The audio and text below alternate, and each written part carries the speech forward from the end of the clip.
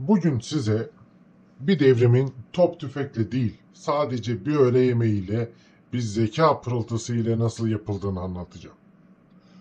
Başkent Ankara'dayız. Cumhuriyet henüz çok taze.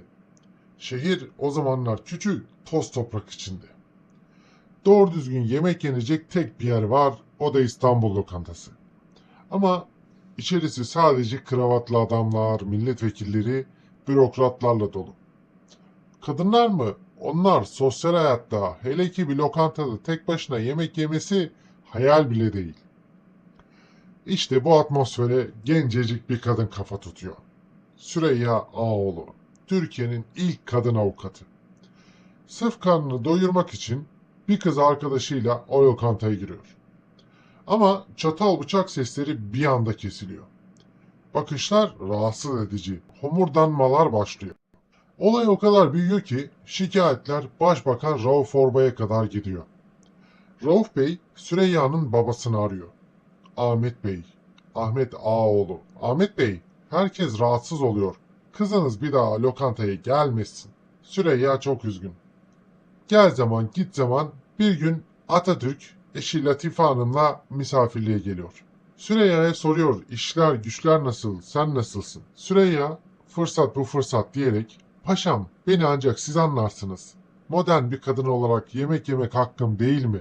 Diyerek olayı anlatıyor. Ama Atatürk'ün yüzü ciddileşiyor ve Süreyya'nın kalbini kıran o sözü söylüyor. Süreyya, baban da Rauf Bey de haklı Süreyya. Genç bir cumhuriyet kadını ve inandığı liderden duyduğu bu sözler. Süreyya büyük bir hayal kırıklığıyla odasına çekiliyor. Paşa bile onu anlamamıştır. Ama Atatürk bu.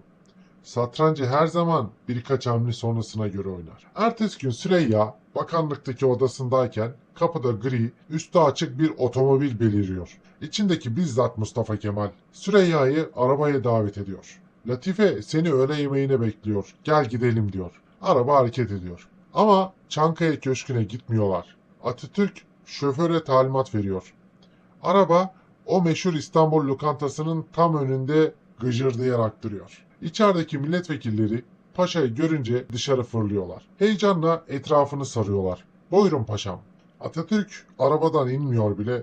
Camdan bakıyor ve o kalabalığa, o rahatsız olanlara, o kadın giremez diyenlere bakarak yanındaki Süreyya'yı işaret ediyor. Bugün Süreyya'yı biz yemeğe götürüyoruz.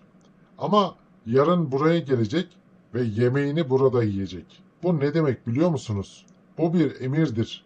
Ama kağıda yazılı bir emir değil, bir medeniyet dersidir. Latife Hanım o gün yemekte Süreyya'ya gerçeği açıklar. Paşa, babanı ve Rauf Bey'i toplum içinde ezmemek için geçen gün sana hak vermedi. Ama bu akşam bütün vekilleri arayıp talimat verecek. Gerçekten de ertesi gün o somurtkan erkeklerin hepsi eşlerini koluna takmış, lokantaya gelmişlerdi. Süreyya Hanım'ı ise lokanta sahibi kapıda karşıladı, en güzel masaya oturttu. Bir yasak tek bir kelimeyle, tek bir hamleyle kimseyi kırmadan işte böyle yıkılmıştı. Tıpkı bu hikayede olduğu gibi umudun ve zarafetin kazandığı son umutlu masalların bir diğer bölümünde tekrardan buluşalım. Abone olmayı unutmayın.